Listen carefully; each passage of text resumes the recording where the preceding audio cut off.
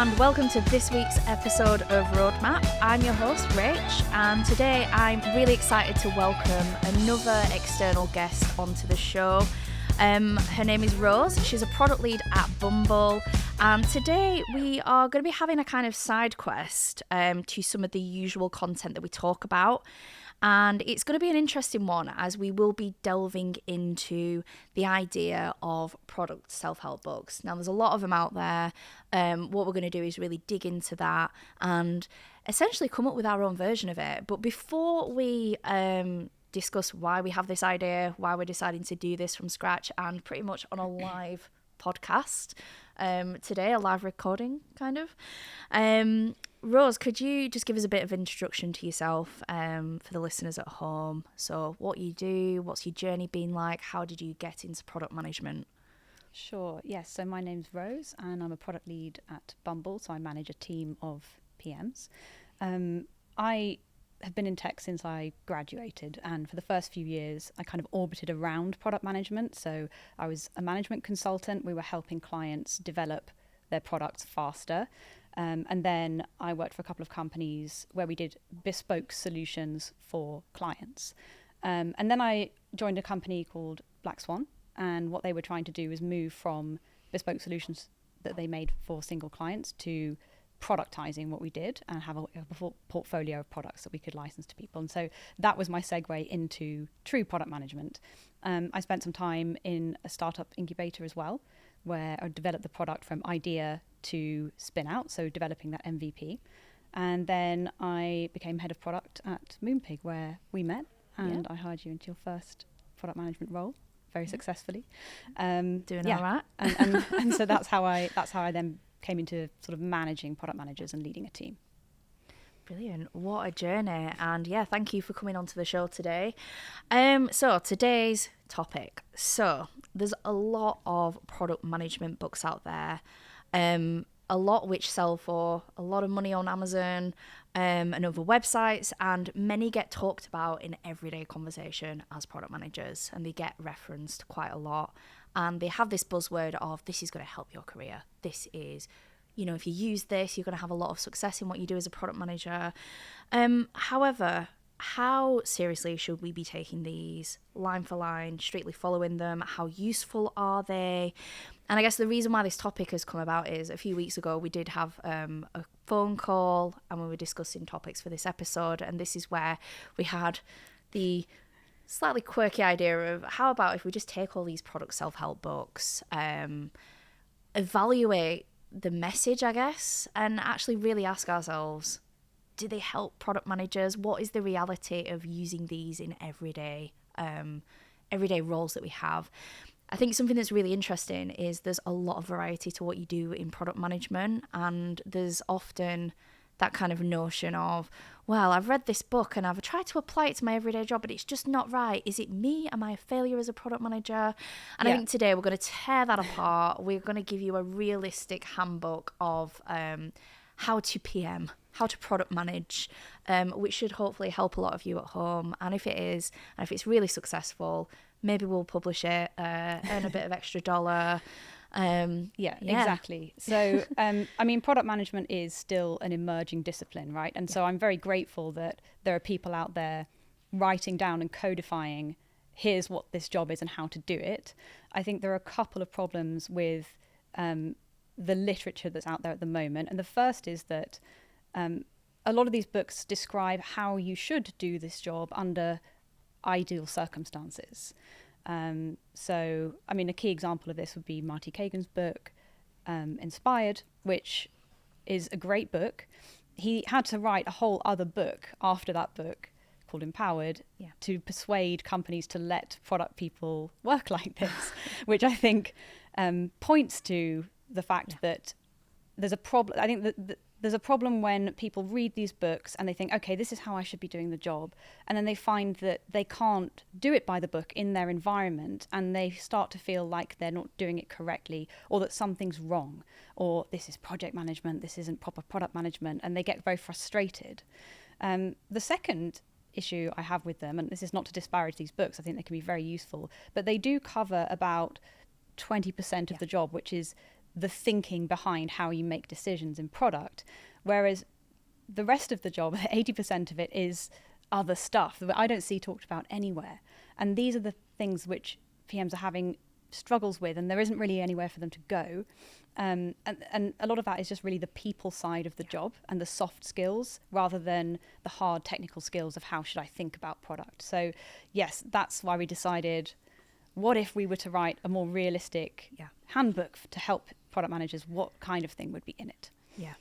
I think it's really interesting as well that you've mentioned that, you know, it's about 20% of your job is that thinking, that theory of product management. And actually Callum, who from the BBC, who's been a previous guest on this show, I remember the advice when I first started out in product was, it's not specifically a role. Product is not a role. It is a lifestyle. And at the time I was like, state of mind. Really? Is it really? It's like, you've just got to practice it. You've just got to like live and breathe it in your role and adapt. And at the time I just thought, oh, that's a bit wishy-washy. But actually I think the more years I've had behind me as a product manager, it is so true.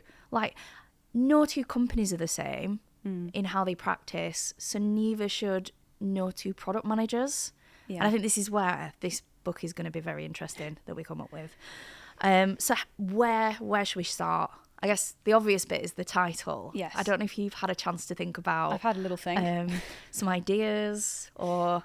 Yeah. I've got some great original titles which definitely haven't been ripped off from other famous self-help books.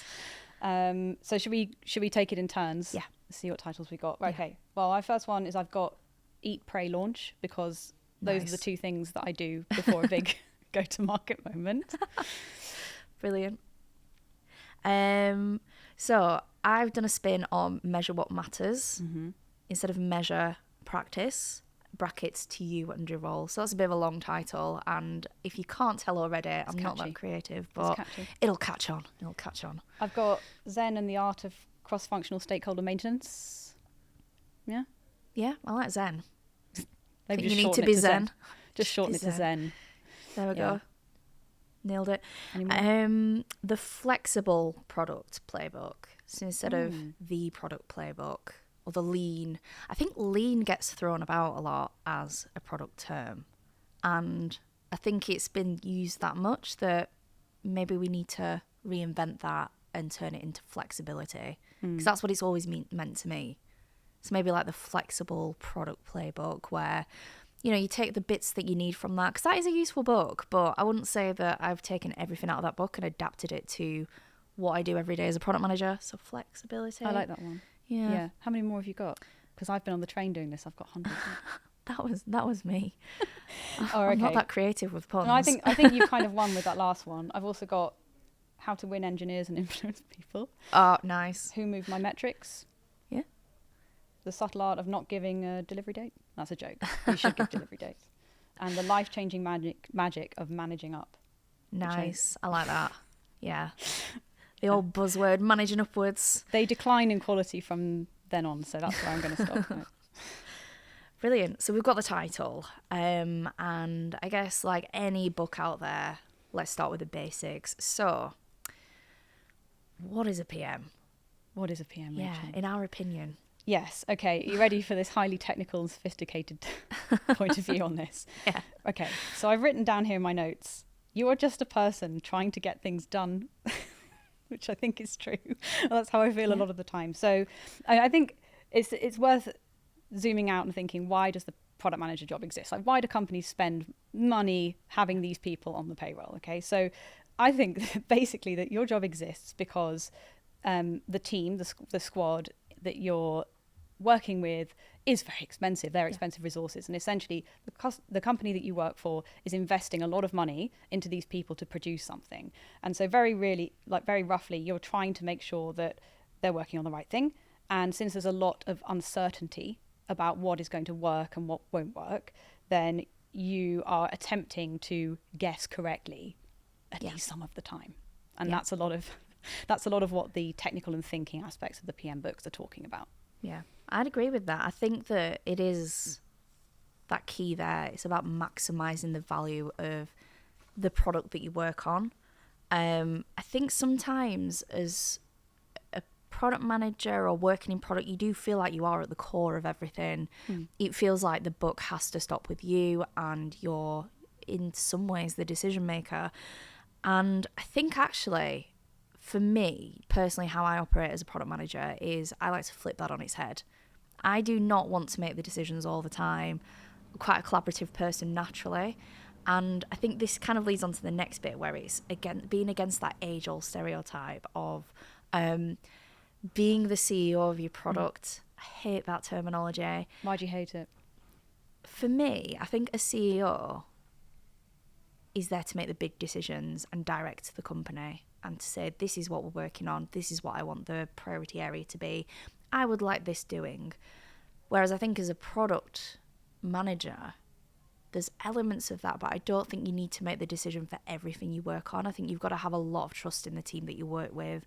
I think that's the only way that you get things done. I think if not everyone is on the journey with you, how are they going to feel empowered to come up with design solutions, technical requirements? Like, I am not an expert in those areas. Like, the only role that I should be taking in that is facilitating the journey and making sure that we don't go off on too many tangents, so that we're not going away with that value. I think CEO of the product implies an awful lot of control. Yeah.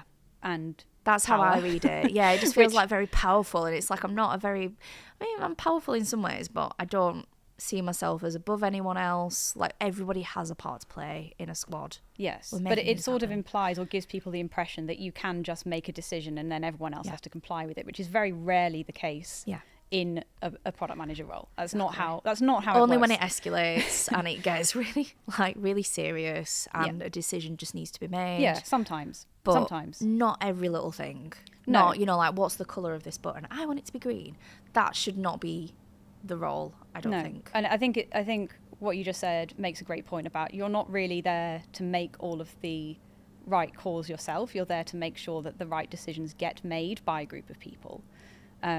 And that's, there's lots of people that you need to influence, and a lot of the job is about influencing beyond your small area of authority. Yeah. And you may, depending on the company you're working in, you may actually have more autonomy or less, depending on the environment. So, this is where a little bit of some of the books fall down, is that a lot of PMs would love it if they could go away into a cupboard and do all the thinking themselves and come out with the answer, and then that's what gets done.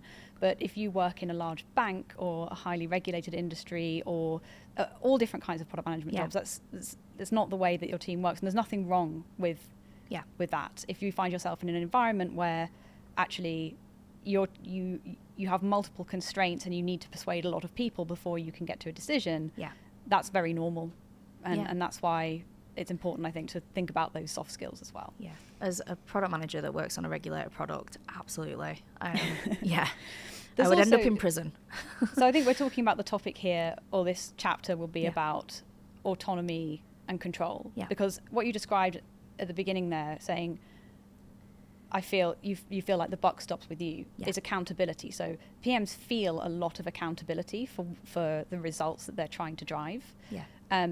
And sometimes they're in a low control environment where they don't have a lot of direct control over it, and that can feel quite stressful. But I think another thing is that you can earn yourself more autonomy through delivering results. So I think one expectation sometimes that the literature sets up is that you will drop into a new role and just be given complete carte blanche to do whatever.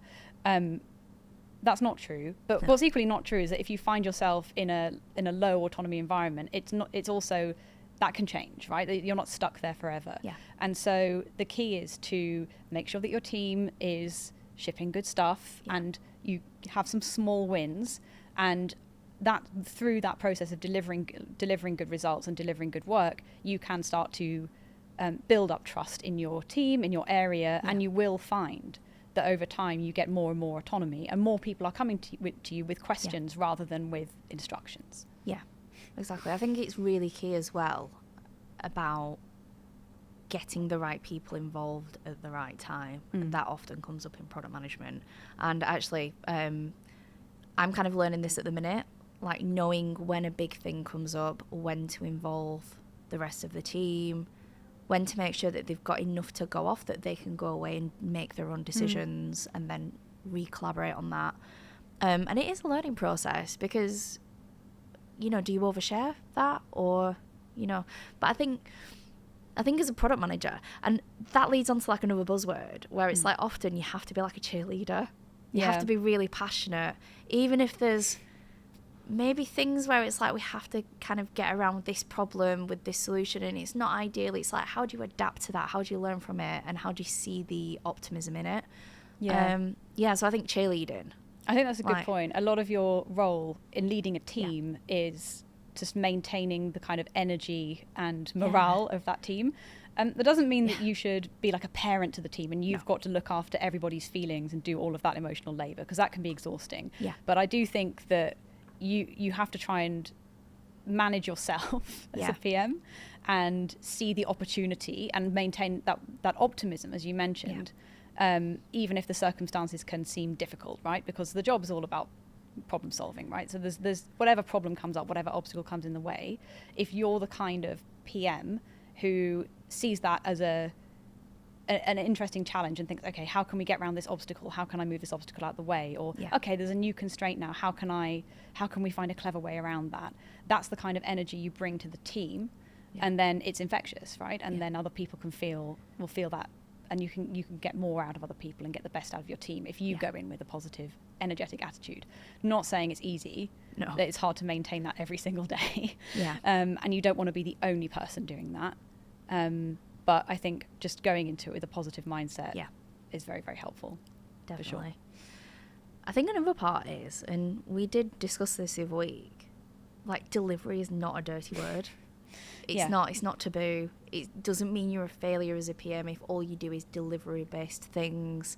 Because it can mean a lot of different things. And I think a lot of PMs get it in their head that if they're just doing pure delivery and it's just very delivery-focused objectives, then maybe they feel like it's not their true role. And I don't agree with that. I think you're still getting value out of the product that you look after. And I think actually if you think about a lot of businesses out there, like product management is quite new to a lot of companies. Yeah. Many aren't product-led. Many are learning about this industry. And before product management, there was project management. Yeah. So actually, if you bring product into this, a lot of companies will still be in that mindset of being delivery focused, and it works perfectly for them. Yes. I don't think you have to be taking things as, you know, as they are, where it's like, you know, you've got creative freedom, you can have outcomes, you've got all the time in the world to think about these outcomes. Sometimes you just have to kind of get on with it. And I really like, actually, we've got some new values at Auto Trader, and one of the things that they mentioned the other week was like, just crack on. And I love that, because I think, just crack on with it. You don't have to lean into every single aspect of what an outcome means and strategy all the time. Sometimes you can just go into delivery mode and just make that call and roll with it. Yes, I think this comes back to the debate about which is more important, the idea or the execution. And of course the answer is that you need both. Yeah. And one without the other is kind of useless. But yeah, I think not to keep focusing on Marty Kagan again, but I do remember him saying that maybe in a blog post that PM should be spending 60% of their time on discovery or something like that. And I thought, I can see your facial expression. I wish I had 60% of time for discovery. Right. I've never met a PM who is spending 60% of their time thinking about what to do next. A lot of the time is spent delivering things to people, and that's a key part of the job. And being good at execution, being good at delivery is a brilliant edge to have as a PM, because these things aren't going to build themselves, right? Yeah. It's no use having a plan, a very good plan that's very well thought out on a slide or something, or a Gantt chart, and then not actually kind of getting into the weeds with your team and getting it done. I also find that part of the job quite fun. When you're in the trenches with your team trying to get something over the line and get things in front of customers, a million obstacles will come up. Yeah. And so of course you should care about. Yeah, and if I'm sat in the office and someone's like, Rachel, I've got a question. I'm like, yes, tell me. What is it? So I think you have to do both. It's very normal to be spending the majority of your time on delivery. Yeah. I'm not saying that it's always going to be that way, but you shouldn't feel like something's wrong if that's how you're spending your time. I mean, I think that it's just summarised by the chapter title, like delivery is not a dirty word. Yeah, that should be the title. Yeah. Okay, chapter 2. So we just have this down at the minute as technical skills, aka hard skills. Yes. So the crux of it, the frameworks, how you prioritise, the different techniques. Yeah, so we've covered the intro, which is what is the product manager job. And now we're on to, I suppose, actually, the part which a lot of the PM literature does cover, which is, as you say, hard skills, technical skills, the thought work, which is specific to product. Yeah. Where should we start? I think a good place is when I think of hard skills, you often hear the word frameworks. Everyone loves a framework. Particularly, how do you use a framework to prioritise the work? Do they drive success? Do they actually do what they say on the tin when you read all these articles and all these different books? I often find myself in a situation where I will find a framework and I think this looks great. I love the layout of it. Like I love something that's really visual and creative. And I will often take it and I'll be like, right, I'm going to apply it to my job and something that I'm working on at the minute. And often I'll never see it through. And it's just, I've got about half a dozen Miro boards where I've started on a framework and it's just not quite worked. And I wonder if the idea in this is keep practicing it. Like we practice with iterations and features. Maybe like for me, it's find a framework that works. Either that or I'm not using them properly. Do you have any favourite frameworks? It's not particularly a framework. However, it is a way of thinking about things. And I'm very fortunate at the minute that I do work on a product that's beta and we're taking it to market. And I've always loved, in Escaping the Build Trap, the product kata framework. I think it's so simple.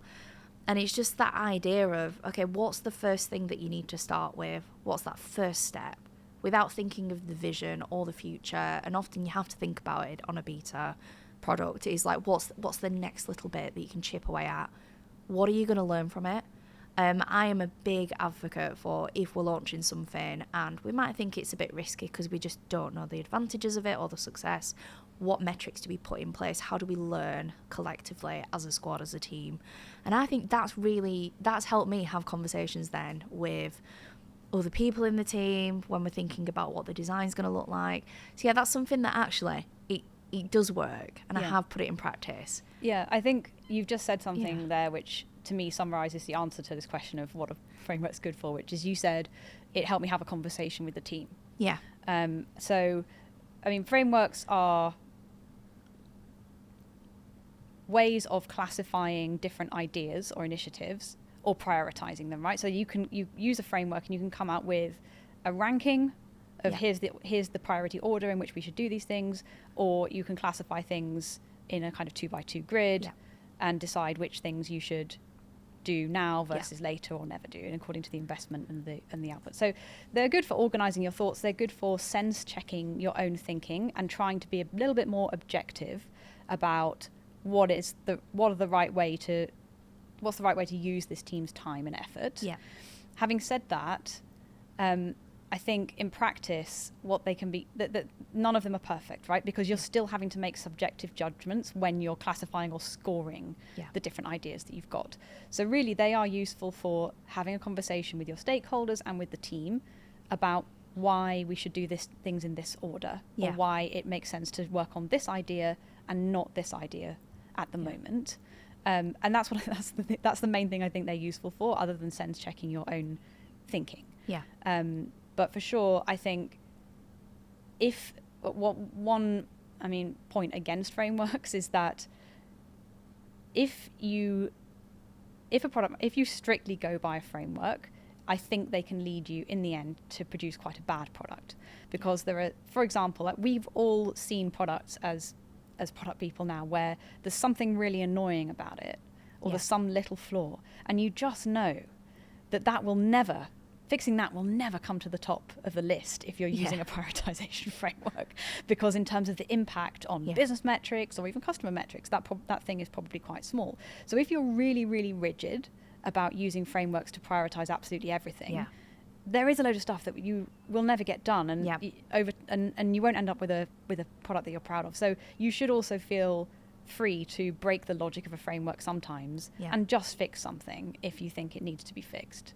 Some things are little bugs which would honestly that it would take less time to fix it than it would to debate about where they sit in the framework prioritization matrix. So I think they're a tool for you to use. They're a tool to facilitate conversations between you and your team. They're a tool to sense check your own thinking and make sure you're not just going after the ideas that you like the most, but they're certainly not prescriptive because they are subjective, and also if you follow them rigidly, you won't end up with a great product at the end. Kind of like agile, because you know, like agile doesn't have a personality, it doesn't have feelings.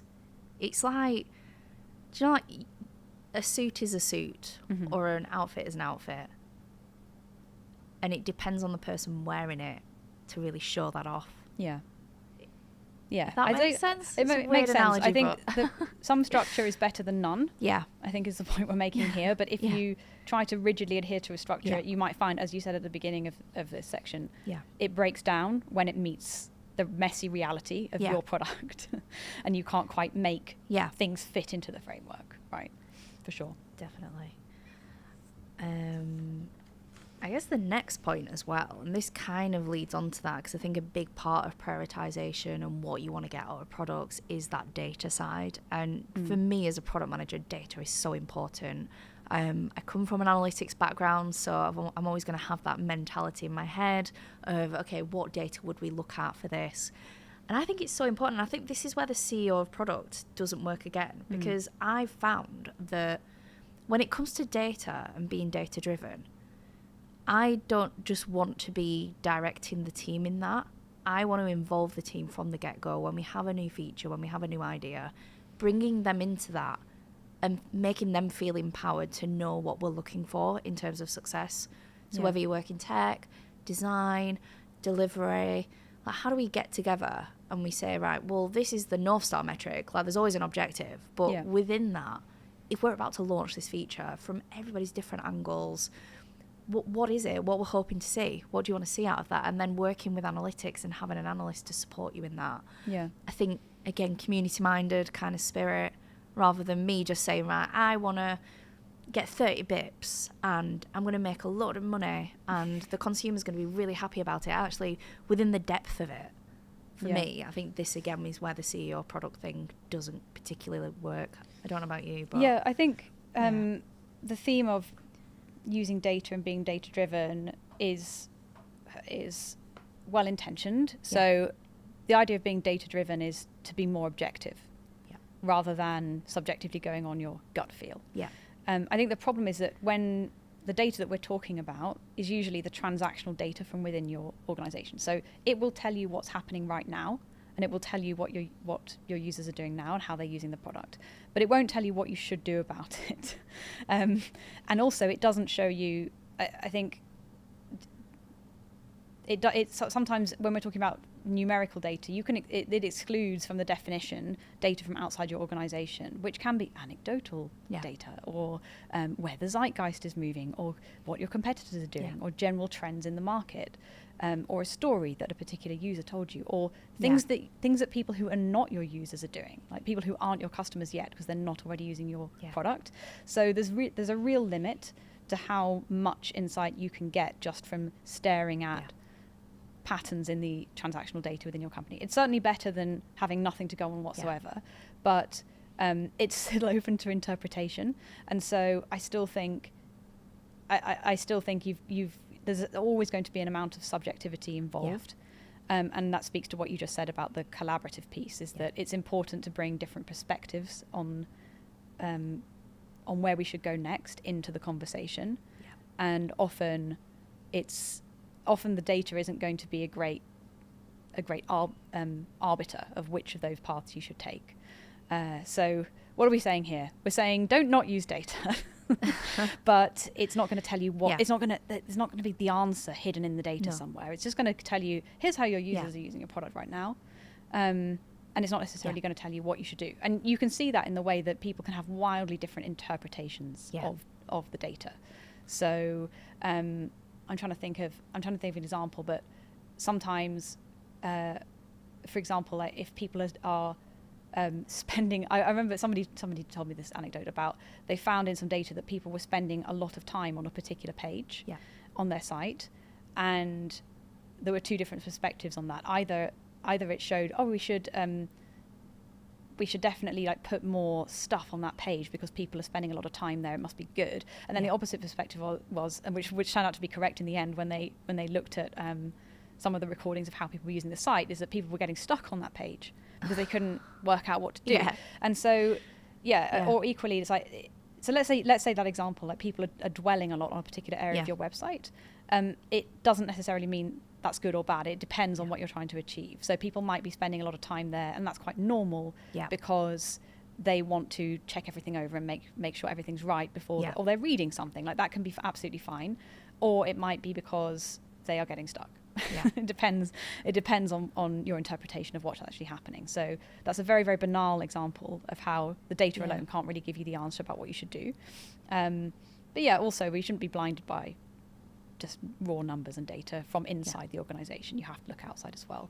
So yes, I think there's a kind of this may not be right, Dunning-Kruger curve. I think there's a maturity curve that you go through as a PM when you're using data. So when you start at the very beginning, you might be making decisions and calls based on assumptions and opinions.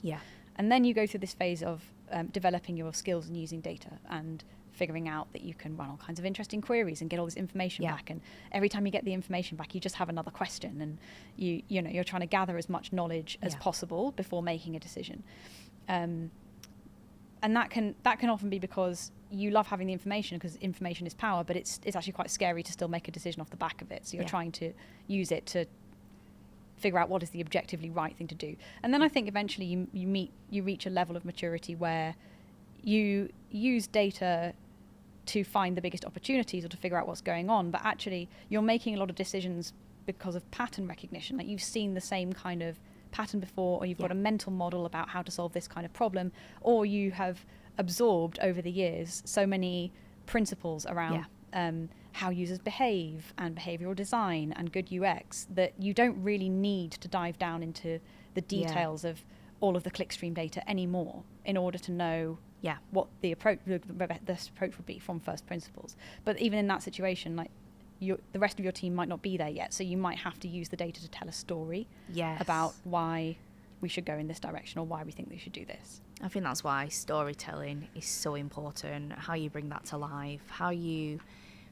in a way, like if you're putting together a strategy, you can't just be like, well, I've got this feeling that, we should optimize this part of the journey because I know consumers might have said in research that they feel that. I think that the data there, you can't argue with it, it's there. And I think that's where it's really important. So if I've set an OKR and I've been like, I'm going to get this revenue, 30 bips for this objective, these are the results, I'm going to do X, Y, Z, and then all of my tests have been flat or they might have failed, it's really hard to get out of that trap. And then sometimes you feel really accountable when you have to take them to meetings or you have to share them with stakeholders. And it feels like sometimes you get a bit of like, I used to feel it, I've done something wrong as a product manager because my OKR's not working and it's been really hard to flex it. So the main books that are relevant here is like Measure What Matters. And I think to an extent the book called The 4 Disciplines of Execution, which I do actually really like. And OKRs are just a format of goals, right? But there are some specifics in Measure What Matters about how you should what you should make the goal and what you should make the key result, which is the KR in OKRs. So I think all companies do use these in some format because all companies have goals and try to measure their progress towards them. You're not just working on a product and you're like, it's doing all right. Exactly, at the company level. And I think setting them for your own team is a great exercise, whether or not you're able to ladder them up to company goals formally or not. And it's a great exercise for you to do because going back to the point about autonomy and accountability and control, if you have well-defined goals and you're able to measure your progress in near real time towards those goals, then it allows you as a PM to let go a little bit of some of the control in terms of exactly how you're going to reach those goals, right? So it allows you to be flexible on how you reach those goals, because you can measure, are we on the right track or not? And that's the strength of having key results that you can measure in near real time, or in the 4 disciplines of execution world, a scorecard where you're able to say, okay, what are the input metrics that are going to drive this outcome that we want? So that's a really good thing to do, because it allows you to lead your own team via results rather than micromanaging every single initiative and everything that they do. So I think they can be really empowering for that reason. The downside is that you can, every time you mention the word OKRs, it can spark off a long debate about exactly the correct way to do OKRs. And you can spend a lot of time debating what is a good KR, what's a bad KR, and how closely this conforms to the book or not. And so again, it's like they're good to have, but you also don't need to get too caught up in the terminology. I've spent so much time looking at an OKR and I'm like, I've not worded it right. Yes. And some people are very, very against. And sometimes you're working on things where it's actually quite hard to measure the metric you want to measure, or it's a lagging metric or something like that. And so the best thing you can do is measure your delivery progress. And I actually think that's legitimate. I think that's fine. If you're working on a long project that is a dependency for multiple other things, actually what's really important is that you deliver that project on time. And so it's fine to define your goals in that way. So they should work for you rather than you spending a lot of time working to fit the strict definition of the OKRs, for sure. But overall, I think, so going back to the point that you made, is that you feel like you failed as a PM if you don't meet your I don't like, I mean, we've had experience in the past where it's like you go to a check-in with the leadership team, and you're dreading it, and you're like, I've got to communicate that this month this A/B test did not, and this kind of leads on to the next bit. I think I put too much trust in the A/B tests that I was doing every time I launched a test, and maybe this was me being very new to product management and maybe how I've adapted and picked it up and learned, and I definitely don't feel like that now, but I used to launch A/B tests. I'd be like, oh, cool, I'm safe for the month. Like, I'm going to deliver, like, a percentage improvement on conversion. And actually, it doesn't mean that at all. You're just testing whether there will be an uplift, if there is statistical significance. And I think sometimes I used to get very caught up in it. And I'd treat it as a really negative thing sometimes if I went to check-ins, and I'd be like, so we struggled with this month. It's not what we expected. And actually what I should have done is just flipped it on its head and just said, look, we've learnt from this test. It's a learning, and this is how we're going to adapt to it. I do think we put pressure on ourselves. Oh, for sure. OKRs. And that's because I think... But I shouldn't have really treated it like that, but I think I got it in my head, and how I interpreted it, I was like, oh, God, I have failed. Well, the job tends to attract very driven people who are happy with a high level of accountability and want to drive results. So that's quite natural. I think setting yourselves goals and setting the team goals and OKRs is supposed to be motivating, but a lot of people are scared of it, because then what if you don't reach the goal? What if you don't, is that defined as failure? Some companies, and I believe that the Measure What Matters book says this, talk about stretch goals, and they treat every KR as an ambitious target. That can backfire on you, because if a target isn't achievable, it's not motivating. If there's no way that you can get anywhere near it, then that can backfire, I think, because then what's the point in trying? That's the feeling that it should be within reach, where it's like, if I can increase this by 10%, that feels like it's reachable. And but the purpose of them is really to give you an idea of whether you're on track or not, and if you're not, then you have to have a think about whether we should keep going down this route, or can stay with this hypothesis that we've been testing, or do we pivot? But I think that you've touched on there one of the hardest part of product management, which I would not want to try and answer in a book, which is when you have done some A/B tests and they've all been flat or negative, when do you pivot, and when do you try something else? When do you declare something not working, and when do you think, actually, we need to keep on this track? And how do you not get tied to the feature? Because I've definitely had features in the past where I'm like, well, I love this, I can't believe consumers aren't taking this. And you do actually, it's quite an emotive experience you go through with A/B tests, where you expect it to be this big success because you really believe in it. And I think it's learning to kind of like separate yourself from the fact, look, it's an inanimate object, and you're just testing it out. Doing things that you really believe in is important, I think it's very, very normal. If you imagine if you were doing a bunch of tests where you thought there was a 50-50 chance it would work or not, and you didn't actually in your heart believe that this was going to work, that would be quite bizarre if you were building something that you personally were not backing. So it's I think that's absolutely fine to be invested in every single test emotionally. But then try and have learning to let it go. Try and have a growth mindset about it. And if it doesn't work, you have to then dig in. That's when you really dig into the data with the help. It's not a wasted test. There's a reason why those metrics are that way, and it's like, what is that secondary analysis? What is that within that? I think the only failed A/B test is one where you learned nothing. So that's why it's important beforehand when you design it to think, okay, what would we... Sometimes you can do a bit of a pre-mortem and decide, okay, if it's this result or above, if it reaches this threshold, we'd roll it out. If it's below this threshold, we consider it a failure. Like try and figure out what you would do in each scenario so that you can make sure there aren't scenarios which fall through the cracks where, oh, well, it was flat and we're not really sure why. So you have to go into it thinking, if it's flat, we'll consider it a failure. A lot of tests should be flat, right? If you're doing a do no harm test, and this simplifies the UI, but it doesn't, we're just going to check it doesn't make anything worse, then that's a successful test. Like you don't know, not sometimes metrics not moving at all is a good thing. But I think that's totally normal to feel invested in every test, and then to be disappointed when it doesn't fail fast. It doesn't result in the huge uplift that you thought it was going to. But then you have to have that growth mindset and think, okay, what can we learn from this? But the part about making that judgment call about whether we should carry on down this track or whether we should pivot is a judgment call for which there is absolutely no framework or answer. And that's really the point where it's down to you as a PM. Because I can think of tons of examples where people fell into the sunk cost fallacy and just kept, because they put a lot of effort into something, they kept going and trying to make it work, and in retrospect they shouldn't have done. I can also think of a ton of examples where if people hadn't persisted through 3, 4, 5 failed iterations, they wouldn't have got to the 6th iteration of the feature which was successful.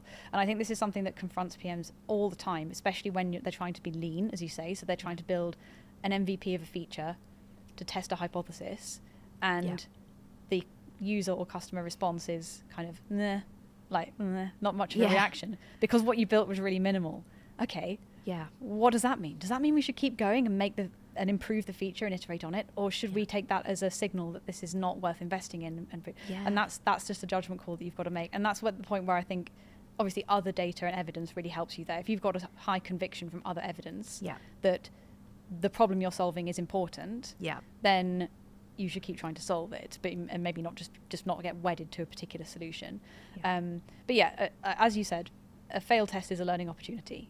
The only time when you should really feel sad is if you didn't learn anything out of it. You learned absolutely nothing. But that also does happen. So you have to forgive yourself. And all of the examples that you'll read in business books and kind of anecdotes about certain companies, they're all told in hindsight.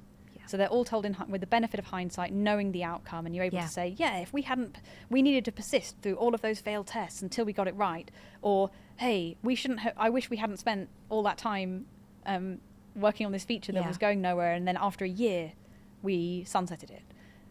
Both of those stories are told with hindsight, and at the beginning you can't tell. So you should have to forgive yourself, and you have to make a judgment call. As long as it's a sensible one and you've got your reasons, then I think you should feel okay about it.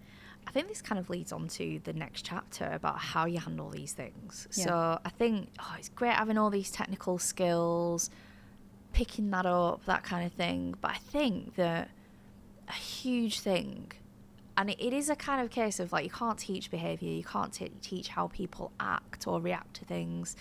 And I think a huge part of product management is that softer side of things. So if you need to pivot or sunset something, it's being bold enough to communicate why that is. And actually, I guess in terms of soft skills, and maybe this is a leading point, but like managing upwards and having that conversation. I think I've learned so much resilience from working in product that when I started my job when I was 21, when I started working, I'm a completely different person to how I am now. I totally agree. I think it's like having tough skin, and you know, like it is kind of, you just got to build yourself up. I think it's a job that feels very hard at times. And that's why I think it's important we have more of these conversations about the reality of the job and how tough it can feel. But for that reason, it's also one of the best jobs to be in for your own personal development. It sounds really strange, but developing your own personal life as well. Like if someone's been a bit mean to me in real life, or someone said something in quite an odd way, or I don't know, like there's often drama that you have in your real life, or if you tried something and it didn't work. Yeah, and we're on part 3 now, which is like the soft skills, and I do think it's product management is a people job. Yeah, it's you can produce almost nothing by yourself in product. You're always working through other people, and most of the time you're working through other people who don't manage you, who aren't managed by you. You don't manage them, so you don't really have any authority over them, or you're working through people that work in a different department or are more senior to you. So it's definitely a people job, and 80% of the job is working with people, influencing people, collaborating with people, and taking people on a journey with you. So it's a real gap in the market, I think, for a how-to book on all of those skills. I mean, there are good communication books out there, and books about conflict management and assertiveness and all of that kind of stuff. But those are all the soft skills. I think management books aren't necessarily that useful. There's a lot of books about like leadership and management, which are written from the perspective of somebody who's in a very senior position, and ultimately the team that they're working with kind of have to do what they say. You're not in that position as like if I was a director, then of course people would probably take my lead, an example, because I'm in that role. But it is hard as a product manager, actually. Like if you've got an opinion on something, and I'm not saying I'm right all the time, but it's kind of like if you know that you have to guide that team and you have to communicate maybe sometimes the reasons why you have to do certain things or why you're on that journey. I think it is all in that communication and softer skills. I think whenever I start on a new product or a new job, the best thing I think anybody, it's not just product management, I think it's just if you work in a role where you have to work with a lot of people and achieve success through others and collaborate and bring a community together, I think the best thing you can do is actually just get to know people around you, learn what they do. So I've just started on kind of a new aspect to the product that I'm working on, and it's unlocked more opportunities to collaborate with other teams, and I'm not even thinking about the potential features we can do in that area at the moment. I've got feelers out there and we are starting to think about it, but the priority thing that I'm doing right now is I'm just speaking to the tech leads in that area. I'm speaking to the designers, to the people that work in that every day, and I'm like, right, tell me about the journey, tell me about the architecture. What is your opinion of it at the minute? So you're investing in building the relationships before you need them. I think it's so important. I think if you just come into any sort of new product and you've not taken that time to learn architecture, to learn the journey, really learn that entire experience, it's so much harder for you to coordinate and work with people in the team. I think interpersonal skills are so important. What about managing up then? This is one of our chapter titles within soft skills. Yeah, I think this is really interesting because, like, if you're a senior person in a company, you're not seeing the detail that happens day to day. You've got the 10,000 foot view. Yeah, all you've got is, look, are you driving success? Like, there'll be somebody in leadership who has to communicate that to someone even more senior to them, and all they need to know is the key performance that's happening right now. Yeah. Perhaps they're there. I think sometimes, like, I would never go to like leadership with problems. I'd always kind of come with a problem and look, this is where we're at right now, and this is what we're thinking. This is the risk of this. This option has less risk. And I like to open up discussions, and that is how I kind of manage upwards in my job, where it's like I am kind of coming for advice sometimes, or I'm telling a story or a narrative, but I'll never just kind of go with the negative of things. Like, I'll always have something where it should be a discussion point. I think they talk about elevator pitches quite a lot. Yes. Where it's like, because if you're a director, you probably only have like a few minutes amongst and you everything. You don't necessarily. And they don't need to know all your drama between, like, underneath that and all the things that you do. And they also don't need to know to communicate where something's scored in your framework, or where can they help you? How you how you like the all of the ins and outs of how you came to this decision. That is too much detail.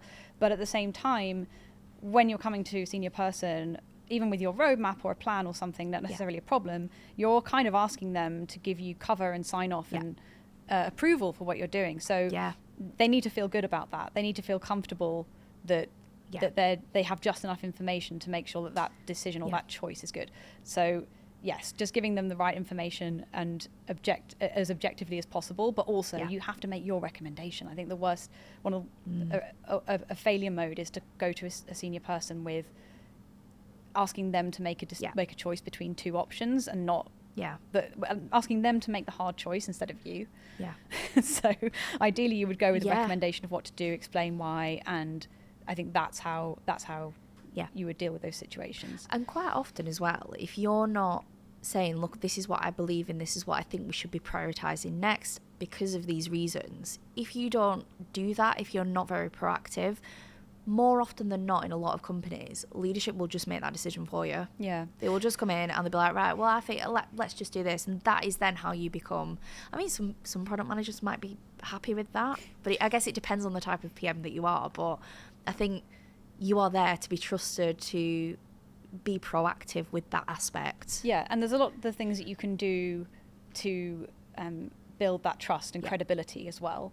So I think the default mode people operate in is, I will go to senior management when I've got a problem, or by exception, right? Otherwise I'll just keep doing my thing. I need to escalate something. So you're doing it by exception, and what you should be doing instead is making sure that you communicate when things are going smoothly, and also communicating your plans even when there's no problem with that plan, and communicating the results that you've delivered or what's happened in a digestible format. Because if you don't, what the perception from senior management is that they hear nothing from you for long periods of time. Let's give them some more work until there's a problem. And so that's like a vacuum, which then they'll fill with like questions. Like, so make it easy for them. Don't make them come to you with a question and like check in on how is that thing going? Is that ready? So it's kind of reminding yourself to communicate even when things are going smoothly and you don't necessarily need any help.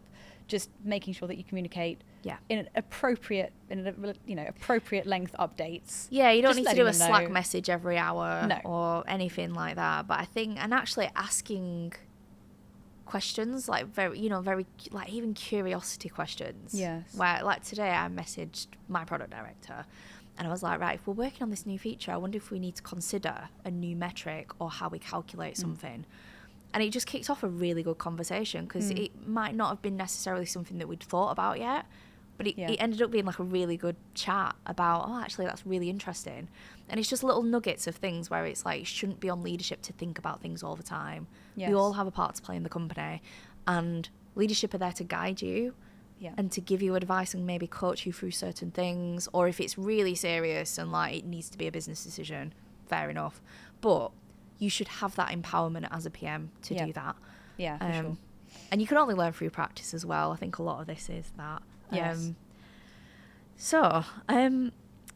We talked a little bit about resilience before. But I think it would be worth diving into this topic. This is about the emotional side of being a PM.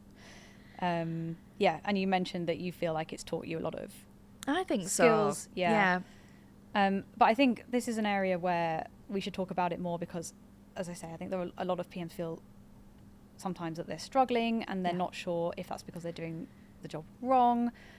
Why is it so hard? Like, what are the things that you need to be resilient about most of the time as a PM?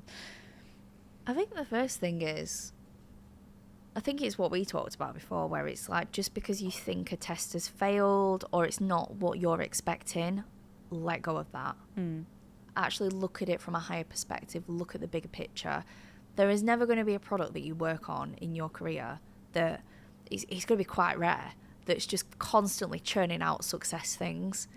And I think it's all about, instead of, and again, it's really hard because I've been in those situations where it's really hard to kind of get out of, but like the thing I think about is, okay, what am I learning from this? What have I learned? It's like a retrospective on yourself. You have retros with your team, have a retro with yourself and think, right, evaluate that situation. What's gone right? What do you think you could probably do next time? What have you learned from this feature, this experience, what you're seeing right now? How can you pivot on it? And I think maybe treat yourself as a product. Like, how do you get the value out of yourself? I know people who do this. So it's like Inception, like PMing your PM brain. Yeah, I think it can be, you need your resilience most, I think, not just when you have that horrible feeling that, oh, am I making any progress, but also when you feel like you're in conflict with other people, or you have to say no to things, or the team's not happy, or actually you need a lot of resilience to adapt to change as well, because you can be investing in something for quite some time, and then the market changes, or something about the business scenario changes, and you've got to pivot, or you've got to drop what you're doing and pick up and work on something else. It happens all the time. Yeah. And so I think in all of those situations, it's about choosing how you respond to the scenario. We all work in circumstances that are less than perfect, and I think you have to be really selective about, like, when do I try and change how we work versus when do I actually just accept there are always going to be constraints and obstacles, and I've just got to get on with it. And so the most successful PMs that I've seen are the ones who have that let's get on with it attitude. And I still think it's okay to kind of feel disappointed when a test doesn't go right, or to kind of feel, but it's more like getting back on the train quickly, right? I think so. Definitely allow yourself a bit of time to feel disappointed. That's absolutely fine.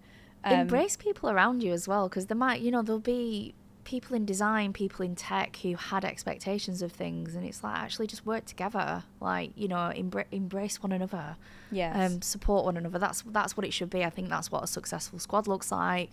I think it's really interesting what you've said as well when it comes to things like cross collaboration, where perhaps you're working with a lot of different people who will all have different opinions, and there's a lot of risk there, I think, sometimes, where emotions can run high, or there's that temptation to be like, oh, well, they don't understand me and I'm trying to get my point across, or you are going to face people like that in whatever job you do. And I think for me, and I think something that I think works to my advantage, is I'm quite an empathetic person. I don't think in any job in the world there is someone who you work with who they're just pure evil. Like, they're just evil, 99% evil.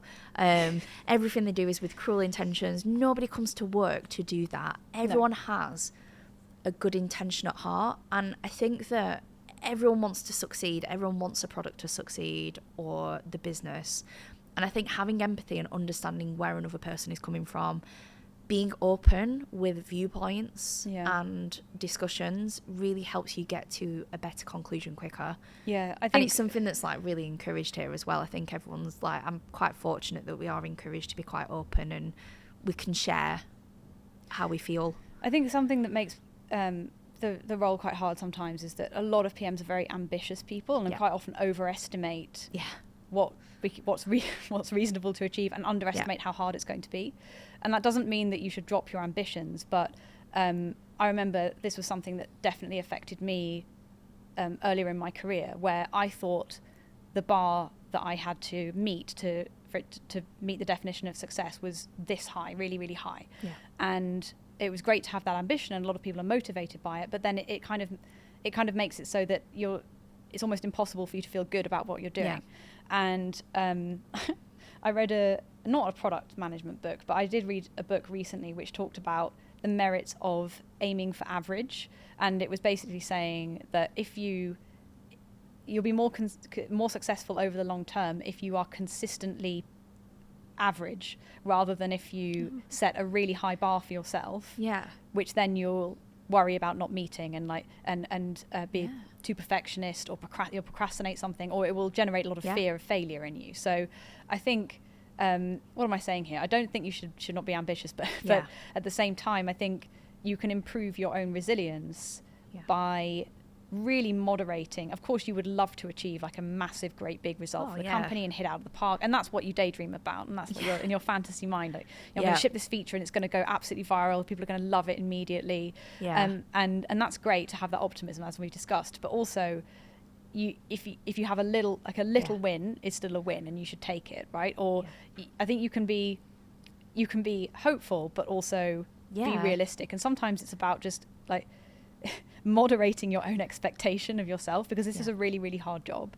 And And so there's a really, really hard line to tread, because if you don't have a motivating goal or ambition, you kind of lose engagement with what you're doing. I'm not saying you shouldn't care if it fails or succeeds. So of course you should. Yeah. But I think just double check whether the bar for that is actually realistic. Yeah. Don't be hard on yourself. Because if you're expecting 70% of your A/B tests, Rachel, to succeed, that's probably not going to happen, because in reality I don't know what the figure is you've heard, but between 10 and 20% of like probably Amazon's A/B test, what is it, 90%, or is it Google, or like these big like 90 to 99% failure for a lot of huge companies. But I think what they have in their favour is they keep testing. Yes, they keep just keep hammering away at it. Yeah. And that is important. That's why it's important for you to have the courage of your own convictions about the direction you're going in, and play the long game, as they say, because it sometimes can take longer than you think to get the result that you're looking for. But I mean, I would just set a level of personal ambition that is actually realistic internally, so you still want to motivate your team and say, okay, here's in an optimistic case, here's what we could achieve, because that's really motivating. But actually, if all we achieve is this, that's going to be a good result for us.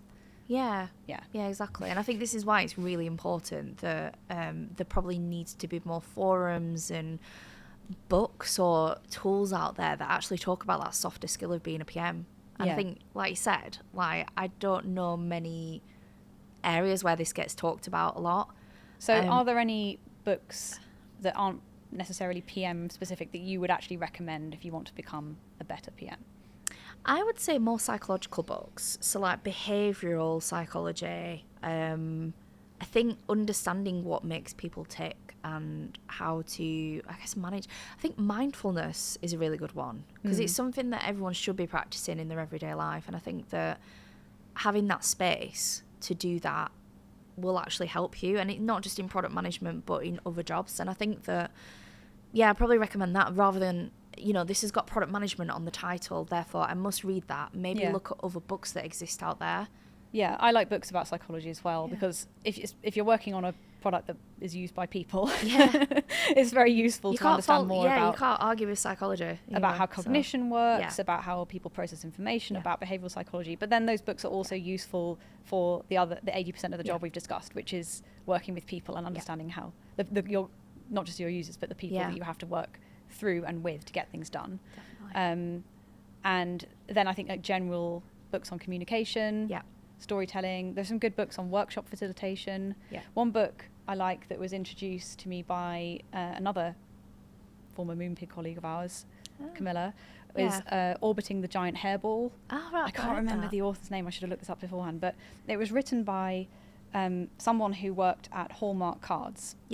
And I'm fuzzy on the details because I've got a terrible memory, but essentially orbiting the giant hairball means finding ways to leverage the company's resources to move closer to a goal you have. So it's almost like a lateral thinking book, because it's saying that, look, every company is a hairball. Every company, it has a load of bureaucracy and processes and things that you, in theory, have to work through to get anything done. And these can often seem like barriers. And what this person did was kind of, the point he's making is you can't get stuck in the bureaucracy, but nor can you just go out on your own on a limb as a maverick and say, no, I'm not going to follow any of that process. I'm just going to do my own thing over here, because that's not realistic. But there are ways and means to use to use the processes and the company culture to kind of drive your way towards the same outcome. And that's it. Like that's the takeaway from the book, by the way. Like I don't think that people can necessarily do exactly what the author did in the book, which was things like set up an office and just invite people to come in with ideas they had, and he just gave them permission to pursue the idea. He just said, that sounds like great. The point he's making is that a lot of people permission seek for good ideas that they want to do, or creative things they want to pursue. Now, not everybody can do that, and certainly you can't have a whole company full of people just doing that, because there's a lot more kind of the day-to-day pedestrian work that you have to do. But basically the main message was that don't get stuck and feel powerless in the hairball and all the bureaucracy and think, I can't do anything, there's nowhere for me to move because of all these constraints. You can find your way sometimes to around the constraints, to move the constraints, but ultimately not so much that you're out on a limb as a total maverick on your own. So I like that book. just about working in a large company, really. Yeah. I read it years ago, and I think it's something that I use in everyday life, and I think that actually it's really useful if you are a product manager. And it's a book called The Chimp Paradox. It gets referenced quite a lot, and it's the idea that like actually cognitively we've still got a part of our brain that comes from when we were like hunter-gatherers. We were out in the wild. We had to react really quickly the limbic to things. system, is it? Yeah, and then there's this other part of your brain that will try to basically overpower that and basically be like, no, chill out, yeah? And actually, it's like, do you know, like if you're in a traffic jam and someone cuts in front of you and your immediate response for many people is like, effing and jeffing, like you want to kick off, you want to do like the reactive kind of thing. That's your impulse. And actually you've got this part of your brain that's like, just stop and just think a little bit. Think, do you really want to do that? I think do you want to do something else? And I think actually with product management, it's like, just give yourself that little chance in in terms of resilience and behaviour. Just have a little think. I like the two brains model as well. So I actually think there might be three brains. I can't quite remember. But I know there's the limbic system, and then there's the prefrontal cortex, which is the verbal one. Because sometimes when we're designing products, we also it's just my chimp thinking. We design it in a very logical way, where as if we expect the user to be in their prefrontal cortex and very logically doing the thing. And actually, that's not how they behave. No. Because their behavior is driven by so many other things, and like gut reaction and system 1 and system 2 thinking is another I've got a very reactive face as well, and sometimes even if I'm happy about something, but if I'm concentrating, I'll immediately like frown. And I was, are you in a mood? And I'm like, no, I'm just frowning. Like I'm just concentrating, but my face will often subconsciously do something before my brain does something. Right. So I have to be really in control of that sometimes. Okay. Is this something that helps or hinders you in product management? No, it doesn't hinder me quite a lot. It's just now and again, like if I'm in conversation with people. But yeah, it's just little things. And I think just being self-aware, like we are just brains. That's what we are. Brains on legs. We're brains on legs. That's all we are. Sorry to get existential. But yeah. We're just brains on legs, and all we can do is do our best. In conclusion. There we go. We've got the conclusion to the book. Yes. We are only human, I think is the conclusion there. Cool, that's all we have time for today. So thank you very much, Rose, for joining us on this week's episode. Thanks for inviting me. No problem. And don't forget to like, rate, subscribe and follow wherever you get your podcasts. And we'll see you soon for another episode.